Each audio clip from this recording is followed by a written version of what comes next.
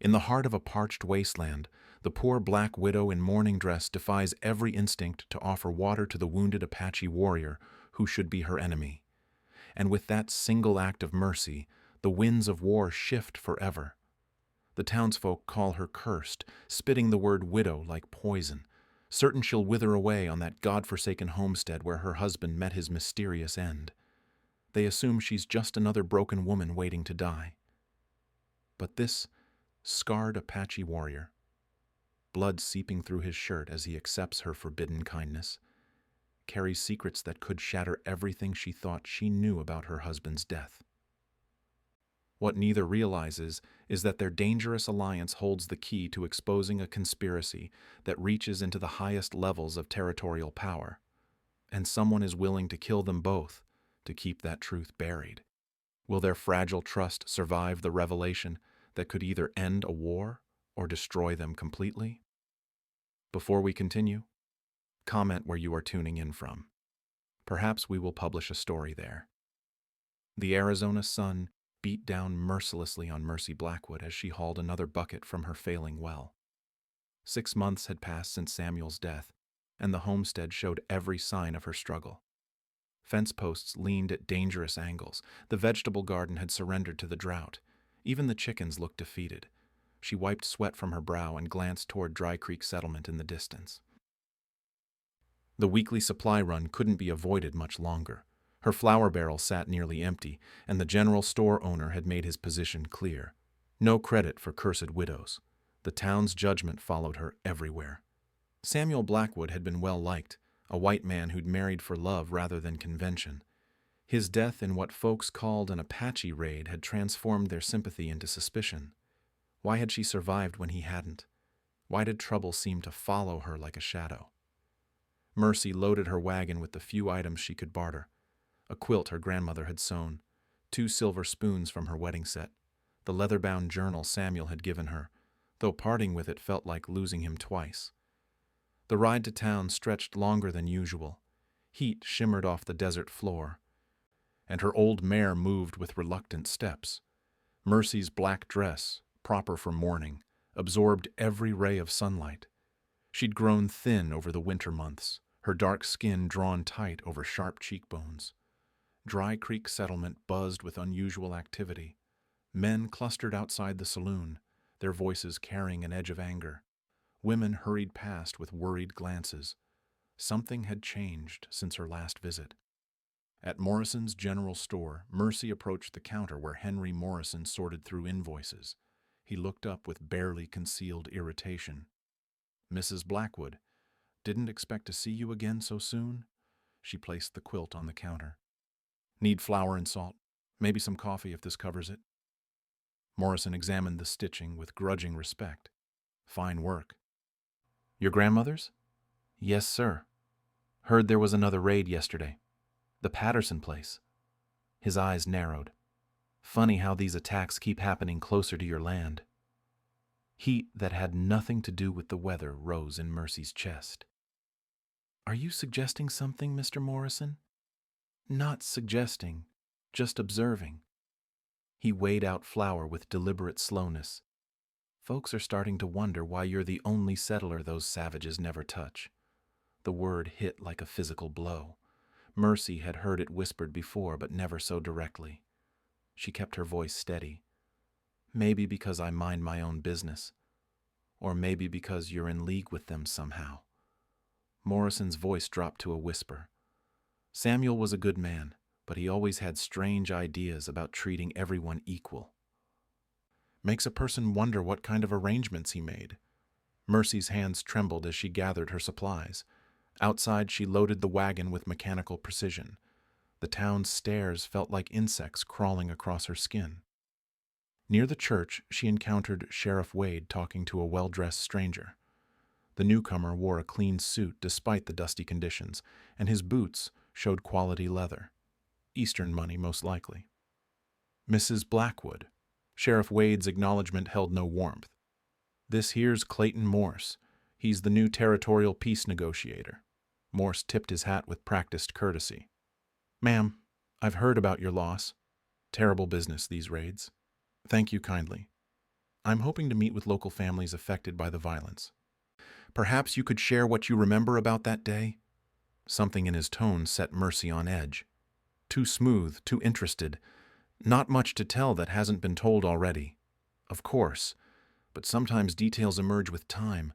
Small things that might help us understand Apache movements, their patterns. Morse's smile never wavered. I'll be staying at the hotel for the next few weeks. Please don't hesitate to call on me. The ride home felt endless. Mercy's mind churned over Morrison's accusations and Morse's strange questions. Why would a territorial official care about her specific memories? Samuel's death had been investigated months ago, the case closed with typical frontier efficiency. As evening approached, she spotted movement near her well, a figure crouched in the gathering shadows. Dark hair catching the last rays of sunlight. Apache. Her breath caught in her throat. The warrior struggled to his feet, one hand pressed against his shoulder where blood seeped through torn fabric. An arrow protruded from the wound, broken off short. His eyes met hers across the dusty yard, dark and wary. Every sensible thought screamed at her to run, to grab Samuel's rifle from the house, to do anything except stand there like a fool. This was how people died on the frontier. This was how Samuel had died. But the warrior wasn't attacking. He swayed on his feet, clearly weakened by blood loss. His gaze moved to the well bucket in her hands, and she saw something she hadn't expected. Desperation. Water. He needed water. Mercy took a step forward, then another. The warrior tensed, but didn't flee. She could see him calculating distances, weighing his chances. At full strength, he could easily overpower her. Wounded like this, they were more evenly matched. She reached the well and drew up fresh water. The bucket felt impossibly heavy in her hands as she carried it toward him. Each step might be her last. The townspeople's warnings echoed in her mind. Samuel's fate loomed before her. The warrior watched her approach with growing amazement. No settler would do this. No sane person would offer aid to their supposed enemy. Yet here she stood, bucket extended, waiting for him to drink. He cupped water in his palms and drank deeply. Relief flooded his features. When he looked at her again, suspicion had given way to something else entirely. Curiosity, respect. In the distance, hoofbeats approached. The warrior heard them too and melted back into the shadows near the barn. Mercy stood alone by her well, holding an empty bucket as young Tommy Patterson came racing up her path. The boy's eyes were wide with excitement. "Mrs. Blackwood! Mrs. Blackwood! I seen everything! I seen you give water to that Apache!" Tommy Patterson's horse kicked up dust clouds as he raced toward town. Mercy watched him disappear into the evening light, knowing her secret was already spreading like wildfire. Within hours, every person in Dry Creek Settlement would know about her treachery. She walked slowly back to the house, her mind spinning with the consequences of what she'd done. The Apache warrior had vanished as silently as he'd appeared, leaving only bloodstains on the dirt as evidence of their encounter. Inside the small cabin, Mercy lit a kerosene lamp and tried to focus on preparing supper. Her hands shook as she sliced bread. The simple act of offering water had probably signed her death warrant. The townspeople barely tolerated her presence as it was. This would give them all the excuse they needed. A soft knock at the door made her freeze. Too gentle for an angry mob, too late for social calls. She approached the window carefully and peered through the gap in the curtains. Elder Ruth Blackwood stood on the porch, her silver hair gleaming in the lamplight. Samuel's mother had stayed away since the funeral, claiming the journey from Phoenix was too difficult for her aging bones. Her sudden appearance sent alarm bells through Mercy's mind. "Ruth?" Mercy opened the door cautiously. "What brings you out here so late?" The older woman's face was grave, etched with worry lines that hadn't been there 6 months ago. "We need to talk, child, and we don't have much time." Ruth stepped inside without invitation, her sharp eyes scanning the cabin as if checking for listeners. She moved to the kitchen table and sat down heavily, suddenly looking every one of her 67 years. "Tommy Patterson rode through town like his tail was on fire. Says you gave aid to an Apache warrior. Ruth's voice held no judgment, only urgent concern. "Is it true?" Mercy nodded slowly. "He was wounded. Needed water. Lord help us." Ruth rubbed her temples. "They'll be coming for you soon. Sheriff Wade, probably half the men in town." "I know." "No, child, you don't know." Ruth reached into her traveling bag and pulled out a leather-wrapped bundle. "There are things about Samuel's death I should have told you months ago. Things I was trying to protect you from." The bundle contained letters, newspaper clippings, and a small journal written in Samuel's careful handwriting. Mercy's heart lurched at seeing his familiar script again. Samuel wasn't killed in an Apache raid. Ruth's words fell like stones into still water. He discovered something that got him murdered. Mercy's legs gave out.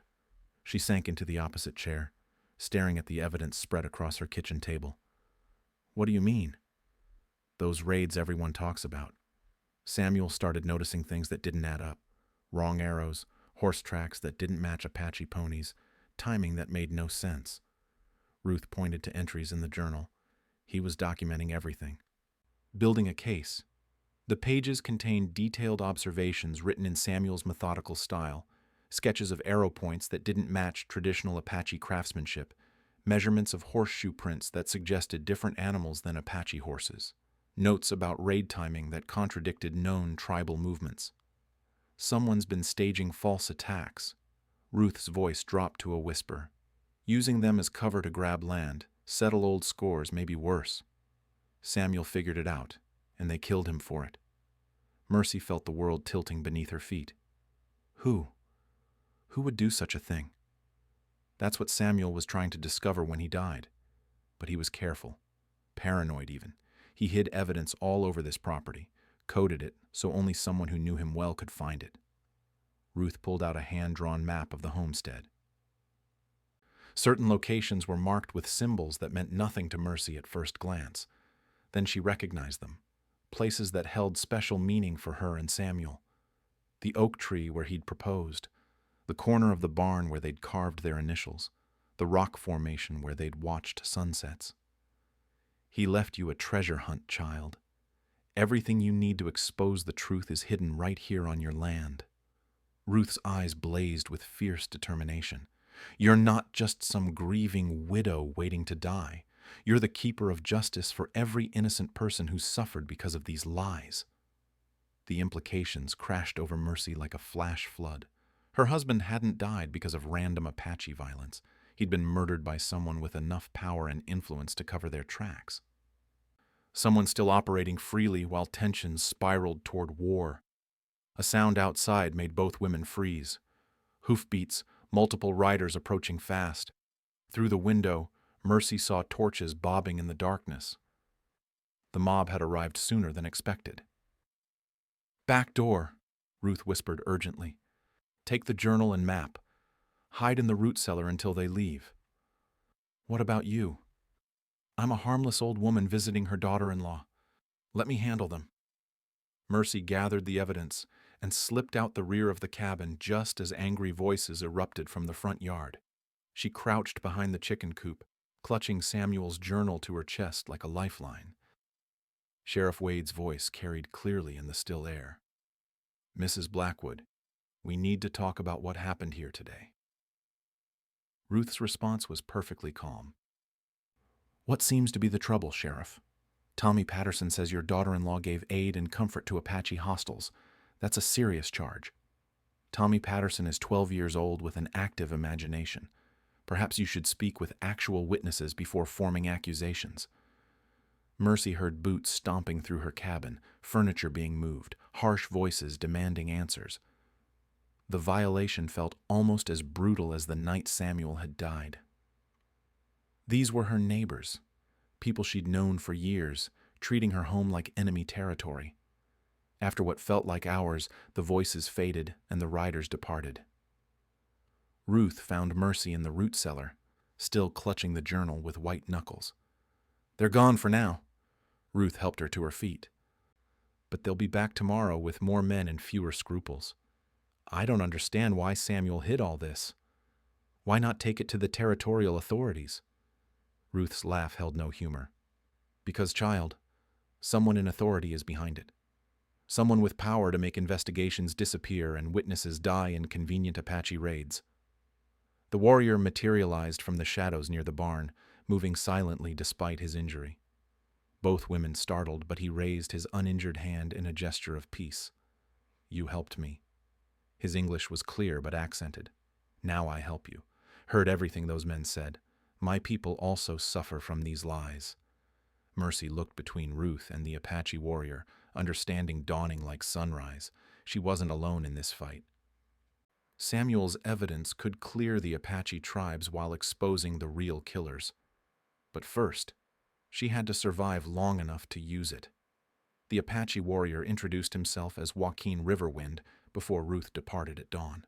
His shoulder wound had stopped bleeding, but infection remained a constant threat.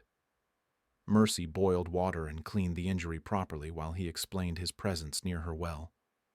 Was tracking the men who attacked Patterson Ranch yesterday. Found horse tracks that led here, but they turned away before reaching your land. His dark eyes studied her face. Someone wants it to look like my people did this. Mercy showed him Samuel's journal entries about the false raids. Joaquin examined the arrow sketches with growing anger. The craftsmanship was deliberately crude, designed to implicate Apache warriors while insulting their actual skill. My grandfather taught me to make arrows when I was 7 years old. These are made by someone who learned from pictures, not tradition. He pointed to specific details Samuel had noted. Wrong wood, wrong feathers, wrong binding technique. They spent the morning following Samuel's coded map to the first hiding spot beneath the oak tree. Buried in a metal box were detailed notes about horseshoe patterns and measurements. Samuel had been methodical, documenting every inconsistency he could find. The evidence painted a disturbing picture. The raiders used horses shod by the same blacksmith, suggesting they operated from a single location. Their timing always coincided with Apache hunting parties being far from the attack sites. Most telling, the raids targeted specific properties rather than random settlements. Someone is choosing these places carefully, Mercy realized as she studied the pattern. Look at the locations. The Henderson farm had the best water rights in the valley. The Patterson place controls the main trading route. The Morrison Ranch sits on prime grazing land. Joaquin nodded grimly. In my grandfather's time, he could track a man across stone by watching how he moved. Taught me the same skills. These false raiders have patterns too. By afternoon, they had recovered evidence from 3 more hiding spots. Samuel's investigation had been thorough, but incomplete. His final entry mentioned discovering the identity of the conspiracy's leader, but that information had died with him. A dust cloud on the horizon announced approaching riders. Mercy and Joaquin retreated to the barn where they could observe without being seen. The group was smaller than the previous night's mob, but more official-looking. Sheriff Wade rode alongside Clayton Morse, and 2 men Mercy didn't recognize. Their badges marked them as territorial marshals, giving Morse significant backing for whatever he planned. "Mrs. Blackwood," Morse called from the front yard, "we'd like to speak with you about yesterday's incident." Mercy emerged from the house, leaving Joaquin hidden in the barn. She kept her expression neutral despite her racing heart. "Mr. Morse, Sheriff, what can I do for you? There are serious allegations being made about your sympathies regarding the Apache situation." Morse's voice carried practiced authority. "Aiding hostile Indians is a federal offense, punishable by imprisonment or exile from the territory. I gave water to a wounded man. Since when is Christian charity a crime? When that man belongs to a tribe that's been murdering innocent settlers." Sheriff Wade spat into the dust. "Tommy Patterson saw everything. You had plenty of time to recognize what that savage was before you helped him." Morse raised a hand to quiet the sheriff. His approach was more sophisticated, designed to seem reasonable while applying pressure. "Mrs. Blackwood, I understand you've suffered tremendous loss. Grief can cloud judgment, make us act in ways we normally wouldn't. I'm prepared to overlook this incident if you can provide information about Apache movements in the area." "I don't know anything about Apache movements. Your late husband seemed quite interested in tracking patterns related to the recent raids. Perhaps he shared his observations with you? The question sent ice through Mercy's veins. How did Morse know about Samuel's investigation? She kept her voice steady. Samuel was concerned about security, like any settler. Nothing more than that. I see. Morse's smile never reached his eyes. Well, if you remember anything that might help prevent future attacks, please don't hesitate to contact me. The territorial government is very interested in maintaining peace. After they left, Joaquin emerged from hiding with new urgency. That man knows more than he's saying. His questions were too specific. They returned to searching Samuel's hiding places, working faster now. The fourth cache contained a breakthrough. Samuel had documented a conversation he'd overheard between two raiders discussing their next target. They'd mentioned receiving orders from someone called the Negotiator. Clayton Morse. Mercy's blood ran cold. He's been calling himself the Territorial Peace Negotiator since he arrived. How long has he been here? About 2 months, right around the time the raids started getting more organized. Joaquin studied the timeline Samuel had constructed. The pattern was unmistakable. Morse's arrival had coincided with an escalation in false flag attacks. His position gave him perfect cover to manipulate both sides while profiting from the chaos. That evening, they discovered Samuel's most damning evidence hidden in the barn's foundation. Copies of land transfer documents showing properties being sold at far below market value after their owners died in raids. The buyer was always listed as Territorial Development Company, a business that didn't exist in any official records. He's been stealing land. Mercy's hands shook as she read the papers. Murdering families and then buying their properties through shell companies. Your husband discovered this? Samuel was good with numbers, good at seeing patterns others missed. He must have started putting it together and gotten too close to the truth. The final piece of evidence made her blood freeze. A letter addressed to Samuel, dated 3 days before his death. The handwriting was crude, but the message was clear. Stop asking questions or join your neighbors in the ground. He knew they were coming for him. Tears blurred Mercy's vision. He knew, and he still tried to protect me by hiding everything. Joaquin placed a gentle hand on her shoulder. He did protect you, gave you the tools to finish what he started. A new sound reached their ears, multiple horses approaching fast, more than before. Through the window they saw torches surrounding the property. This wasn't an official visit. This was a lynch mob. Sheriff Wade's voice boomed across the yard. Mercy Blackwood, you're under arrest for treason against the United States government and conspiracy with hostile Indian forces. Behind him, Clayton Morse sat his horse with satisfied confidence. The territorial marshals flanked him on both sides, their hands resting on their weapons. Come out peacefully and no one gets hurt, Morse called. We just want to ask a few questions. Joaquin checked his weapons and prepared to fight. There's a back trail through the rocks. You could escape while I hold them off. Mercy looked at Samuel's evidence spread across the table. Running would mean abandoning everything her husband had died to protect. The truth would die with her, and more innocent people would suffer. No, she began gathering the documents. We have what we need to expose them, but first we have to survive long enough to use it. The sound of boots on her front porch told her their time had run out. Mercy stuffed Samuel's evidence into a leather satchel while boots thundered on her front porch. Joaquin positioned himself by the back window, ready to cover their escape. The front door splintered open as Sheriff Wade burst inside with 3 deputies.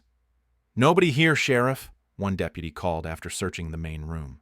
Mercy and Joaquin had already slipped through the back door into the darkness. They moved silently toward the rock formations where Joaquin had promised a hidden trail.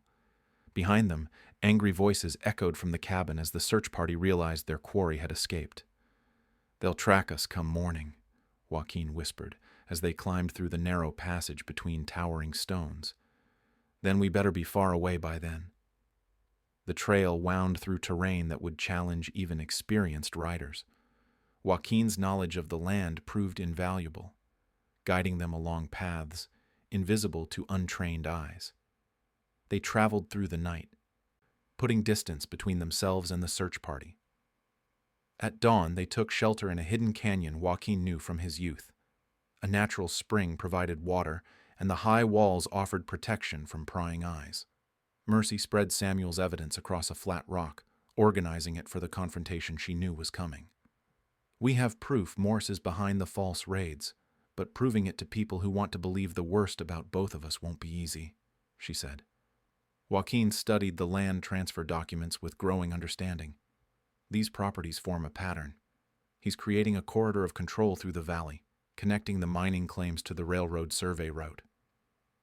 Samuel figured that out too. Look at this map. The pattern was clear when viewed as a whole. Morse wasn't just stealing individual properties. He was positioning himself to control the entire economic future of the territory. The railroad companies would pay handsomely for guaranteed right-of-way, and the mining operations needed secure transportation routes. How many more families will die before someone stops him? Mercy's voice carried the weight of months of suppressed grief and anger. Maybe none, if we can expose him properly. They spent the morning examining Samuel's final journal entries more carefully. Hidden between routine observations about weather and livestock were coded references to specific conversations and meetings. Samuel had been more thorough than either of them had realized. One entry stood out. Samuel had noted a meeting between Morse and an unnamed associate behind Morrison's general store. The associate had military bearing and spoke with authority about territorial policies. Most importantly, Samuel had sketched the man's distinctive cavalry boots and mentioned a scar across his left hand. One of the marshals who came with Morse yesterday had a scar like that, Mercy remembered. The older one who stayed back while the others searched. Marshal Thompson, Joaquin confirmed. "I've seen him before, at the territorial office in Phoenix. He has influence with the governor's administration." The conspiracy was larger than they'd imagined. Morse had official backing, which explained how he'd been able to operate with such impunity. Taking down a territorial peace negotiator would require more than just evidence. They needed witnesses willing to speak publicly. By afternoon, dust clouds on the horizon announced approaching riders. The search party had found their trail despite Joaquin's precautions. They gathered the evidence quickly and prepared to move deeper into the canyon system. "There's an Apache settlement 2 days' ride from here," Joaquin said. "My people would give us sanctuary while we plan our next move. That would make me look guilty of everything they're accusing me of. Better guilty and alive than innocent and dead." Before Mercy could respond, a new voice echoed off the canyon walls. "Mrs. Blackwood, please, I need your help." A young woman stumbled into view, her dress torn and dusty from hard travel. Blood stained her sleeve, and exhaustion lined her face. Mercy recognized her as Sarah Morrison, Henry Morrison's daughter-in-law who lived on a small ranch north of town. "Sarah? What happened to you?" "Raiders hit our place this morning, killed my husband and burned the house." Sarah's voice broke as she fought back tears. But something was wrong about it. They weren't Apache. Joaquin and Mercy exchanged glances. Another false flag attack, and this time they had a witness who'd seen through the deception. "What made you think they weren't Apache?" Mercy asked gently. "The leader spoke perfect English when he thought I couldn't hear. Gave orders to his men about making it look authentic. And their horses, they were all shod the same way, like they came from the same stable." Sarah's testimony corroborated everything Samuel had documented. The pattern was escalating, with Morse growing bolder as his plan neared completion. But her presence also created a new problem. 3 fugitives would be harder to hide than 2. "There's more," Sarah continued. "I heard them mention a name. Someone called Clayton who wanted the Morrison place cleared by next week." "Clayton Morse," Mercy confirmed. "He's the one behind all of this." The sound of horses grew louder as the search party closed in on their position. Sarah's arrival had delayed their escape too long. They were trapped in the canyon with armed men approaching from the only easy exit. "The old Apache trail," Joaquin said, pointing to what looked like solid rock face. "It's dangerous, but it's our only option." They gathered their supplies, and followed him toward what appeared to be impassable stone. Up close, Mercy could see the narrow crack that served as a hidden passage. It would require leaving the horses behind and traveling on foot through treacherous terrain. "I can't make that climb," Sarah protested, looking at her injured arm. "You have to try. They'll kill all of us if they catch us here." The first riders appeared at the canyon mouth just as they squeezed through the rock passage. Sheriff Wade's voice boomed off the walls as he realized his quarry had escaped again. "Find another way around. They can't have gone far on foot." The hidden trail led up the canyon wall through a series of natural ledges and handholds carved by generations of Apache travelers. Each step required careful placement, and the drop below grew more treacherous with every foot of elevation. Sarah struggled with the climb, her injured arm making it difficult to maintain secure grips. Mercy stayed close, helping guide her placement while Joaquin scouted the path ahead. At the canyon rim, they could see the search party spreading out below, trying to find alternative routes up the cliff face. The temporary advantage wouldn't last long. Morse had resources and patience. He could afford to wait them out. "There's something else you need to know," Sarah said as they rested on the plateau above. "Before the attack, a man came to our ranch asking questions about Samuel Blackwood. Wanted to know if my husband had ever talked to Samuel about his investigation." Mercy's blood chilled. "What did your husband tell him?" "That Samuel had been asking about unusual horseshoe patterns around the raid sites. The man seemed very interested in that information." The pieces fell into place with horrible clarity. Morse hadn't just been covering his tracks. He'd been systematically hunting down anyone who might have shared Samuel's suspicions. The Morrison Ranch attack wasn't random land grabbing. It was eliminating witnesses. "How many other people did Samuel talk to about his investigation?" Joaquin asked. Sarah's face went pale. "Several folks around the valley. The Patterson family, Old Man Henderson before he died, maybe others. They weren't just fighting to expose a conspiracy anymore. They were racing to prevent a massacre of anyone who might corroborate Samuel's evidence. Morse was preparing to eliminate every potential witness before making his final move. In the distance, smoke rose from multiple locations across the valley. More raids were happening right now, while the search party chased them through the canyons. Morse was using their flight as cover for accelerated operations. The smoke columns across the valley told the story of Morse's accelerating plan. From their position on the plateau, Mercy counted at least 4 separate fires burning where homesteads should be standing. The systematic elimination of witnesses was happening faster than she'd feared. "We can't outrun this," she said, watching another plume rise in the distance. "He's going to kill everyone who might have talked to Samuel." Joaquin studied the terrain below with tactical precision. "The search parties are spread thin chasing us. Most of his men are busy with the false raids. If we move now, we might catch him with minimal protection." Sarah shook her head weakly. 3 of us against armed riders and territorial marshals? That's suicide." "Maybe. But hiding up here while innocent families die is worse than suicide. It's cowardice." Mercy's voice carried steel that surprised even her. "Samuel died trying to stop this. I won't dishonor his memory by running away when we have the evidence to end it." They descended the back side of the plateau, using another hidden Apache trail Joaquin remembered from childhood hunts with his grandfather. The old man had taught him that sometimes the most dangerous path was also the safest, because enemies expected you to choose easier routes. By late afternoon, they reached the outskirts of Dry Creek Settlement. The town buzzed with panic as survivors from the morning's raids streamed in with stories of Apache attacks. Women wept for missing husbands. Children clung to their mothers with wide, frightened eyes. "Perfect timing for Morse," Joaquin observed grimly. "Everyone's too scared and angry to think clearly about what they're seeing." They circled around to approach the town from the east, where the cemetery provided cover and concealment. From behind the larger headstones, they could observe the main street without being detected. Clayton Morse stood on the steps of the territorial office, addressing a crowd of frightened settlers. His voice carried practiced authority as he outlined his plan to deal with the Apache threat. Behind him, Marshal Thompson and Sheriff Wade nodded in agreement. The territorial government is authorizing immediate action against hostile tribes, Morse announced. We have evidence of a coordinated campaign of terror designed to drive honest settlers from their homes. The crowd's angry murmurs grew louder. These people had lost friends, family members, livelihoods. Their pain was real, even if its source was manufactured. Furthermore, Morse continued, we have reason to believe certain individuals have been providing aid and intelligence to these hostiles.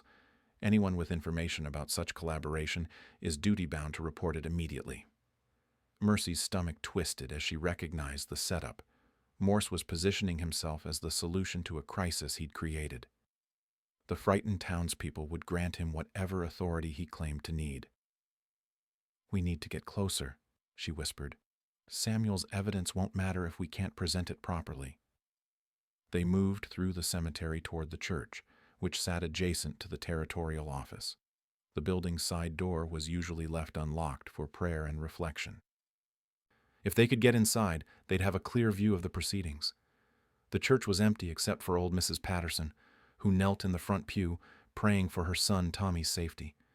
She looked up as they entered, her eyes widening with recognition.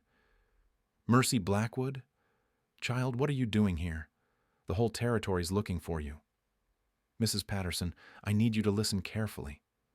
The Apache aren't behind these raids. Someone's been staging false attacks to steal land and start a war. The elderly woman's face creased with confusion. That's impossible. I saw the arrows myself, the burned wagons.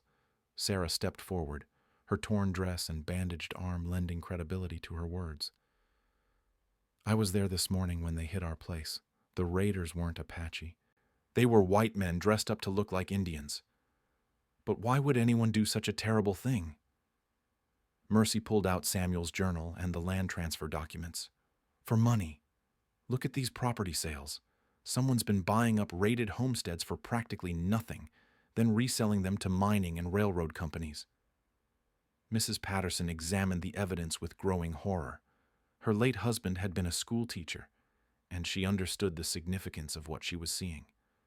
Samuel documented everything, Mercy continued. The wrong arrows, the mismatched horse tracks, the timing that never made sense. Someone with official authority has been orchestrating these attacks. Through the church windows, they could see Morse's speech reaching its climax. He was calling for volunteer militias to hunt down remaining Apache bands and any settlers who'd collaborated with them. He means to kill us all, Joaquin said quietly. Everyone who might ask inconvenient questions or provide testimony against him. Mrs. Patterson stood slowly, her aged joints protesting. What do you need me to do? Help us get this evidence to people who'll listen. Morse has the sheriff and the marshals in his pocket. But there are still good people in this town. The old woman nodded with surprising firmness. Pastor Williams is at the orphanage helping with refugee children. He's got influence with the territorial governor's office. And there's merchant families who do business with both Apache traders and white settlers. They'll understand the economics of what you're showing me. Outside, Morse's rally was breaking up as men organized into armed groups. Some headed toward the Apache reservation lands. Others prepared to search for the fugitive collaborators. Time was running out for any kind of peaceful resolution. There's something else, Mrs. Patterson said, lowering her voice. This morning, before the raid started, I saw Clayton Morse meeting with strangers behind the hotel.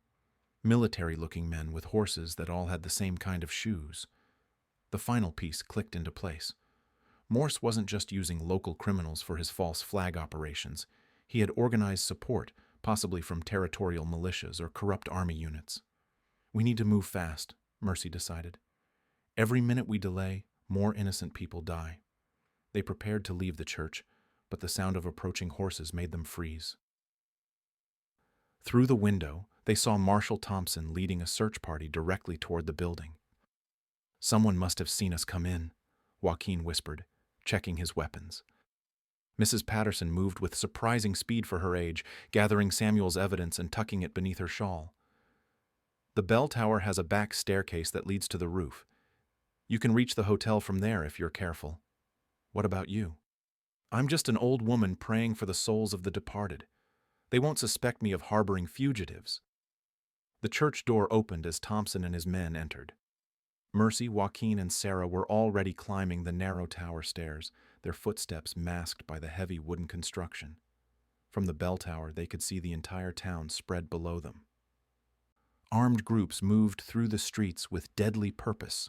Morse's plan was entering its final phase, and they were running out of options to stop it.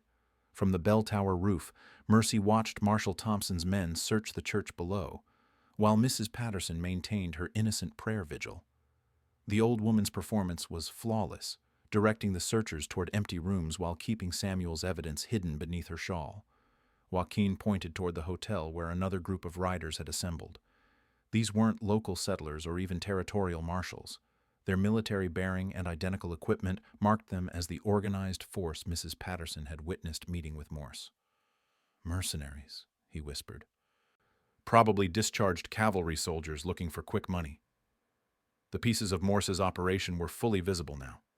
Local corruption, territorial authority, and hired muscle combined into a machine designed to steal an entire valley's worth of land while hiding behind manufactured Indian wars.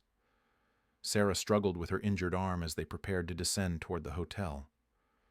"How do we fight something this big? They have official backing and enough men to hunt down anyone who opposes them." "We don't fight them," Mercy realized. "We expose them. Make it impossible for good people to ignore what's happening." They used the church bell rope to lower themselves to an adjacent building, then moved across rooftops toward the town square. Below them, Morse continued organizing his various groups, coordinating the final phase of his plan with military precision. At the hotel, they found Pastor Williams in the dining room with several prominent townspeople who'd been displaced by the morning's raids.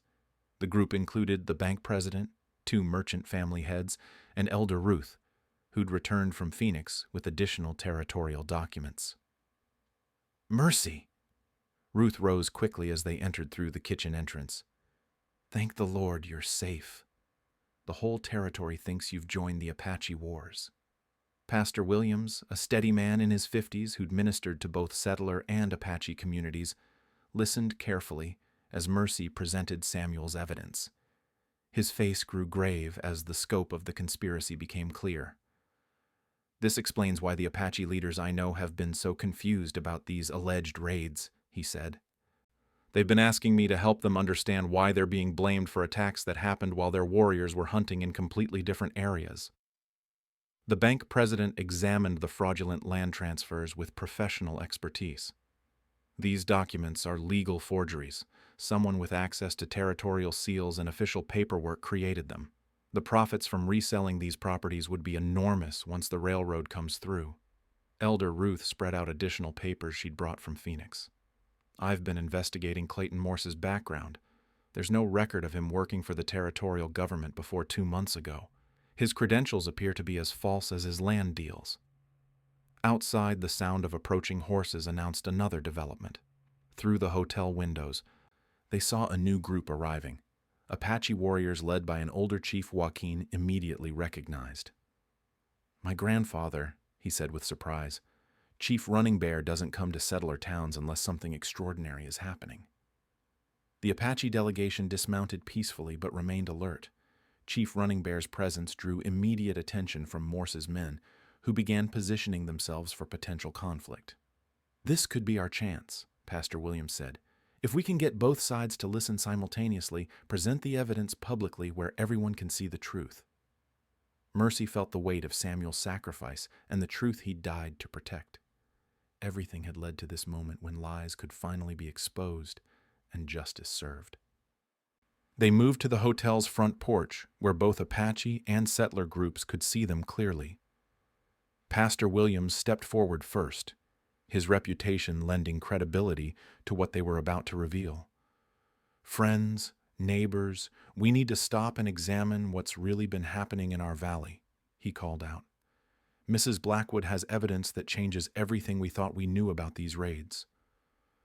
Clayton Morse pushed through the crowd, his face showing the first cracks in his composed facade. "That woman is a fugitive and a traitor. She's been collaborating with hostile Indians to undermine territorial security. Then let her present her evidence publicly, Elder Ruth challenged. If she's lying, it should be easy to disprove. Chief Running Bear spoke in Apache to Joaquin, who translated for the gathering crowd. My grandfather says his people have also been investigating these false accusations. They've found proof that the real raiders are not Apache. Mercy stepped forward, holding Samuel's journal high enough for everyone to see. My husband died because he discovered the truth about these raids. Someone has been staging false Apache attacks to steal land and start a war for profit. She began reading from Samuel's detailed observations about wrong arrow types, mismatched horse tracks, and timing inconsistencies.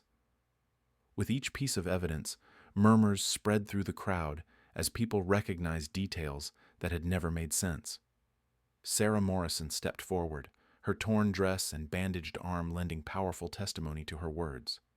I survived this morning's attack on our ranch. The raiders weren't Apache. They were white men in disguise, taking orders from someone they called Clayton. The accusation hung in the air like smoke from the morning's fires. Morse's face flushed with anger as he realized his careful plan was unraveling in front of everyone. These are desperate lies from desperate people, he shouted. I represent the territorial government's authority in this matter. Then you won't mind if we examine your credentials more closely, Elder Ruth said, producing the documents she'd brought from Phoenix. Because according to territorial records, no one named Clayton Morse has ever been appointed to any official position. The crowd's mood shifted as the implications became clear. Marshal Thompson stepped back from Morse, his hand moving instinctively toward his weapon as he realized he'd been manipulated. Chief Running Bear spoke again, and Joaquin translated his words with growing confidence. My grandfather says the Apache people want peace with honest settlers, but they will defend themselves against anyone who attacks them with lies and false accusations. Pastor Williams raised his hands to quiet the growing tension. The question before us isn't about taking sides between Apache and settler. It's about choosing truth over deception, justice over greed. Mercy opened the leather satchel containing the land transfer documents and held them up for all to see. These papers show how someone has been buying up raided properties for almost nothing, then reselling them to railroad and mining companies for enormous profits. The attacks weren't random. They were planned to steal specific pieces of land. One of Morse's hired mercenaries suddenly stepped forward, his conscience apparently pricked by the mounting evidence. He's telling the truth about the orders. Morse hired us to dress like Indians and hit specific targets, said it was official territorial business. The admission broke the dam of Morse's deception. Other hired men began admitting their roles in the false flag operations. Marshal Thompson officially placed Morse under arrest for fraud and inciting violence under false pretenses. As the truth spread through the crowd, the artificial tensions between Apache and settler began dissolving. People who'd been ready for war an hour earlier found themselves talking about cooperation and mutual protection against future deception. Chief Running Bear approached Mercy directly, speaking in careful English. You honored my grandson with water when he needed help. Apache people remember such kindness. Joaquin stood beside his grandfather, translating the formal words of gratitude and respect. The Apache delegation and settler representatives began discussing practical arrangements for peaceful coexistence and mutual trade. Elder Ruth put her arm around Mercy's shoulders as they watched former enemies becoming cautious allies. Samuel would be proud of what you've accomplished here. His death wasn't in vain. Mercy looked across the valley where smoke still rose from the morning's attacks, but now it represented the end of deception rather than the continuation of manufactured conflict. The well where she'd first offered water to her supposed enemy had become the foundation for genuine peace. The legend would grow over time, but the reality was simpler and more powerful. Sometimes the most important victories came not from fighting enemies, but from refusing to accept that enemies had to exist at all.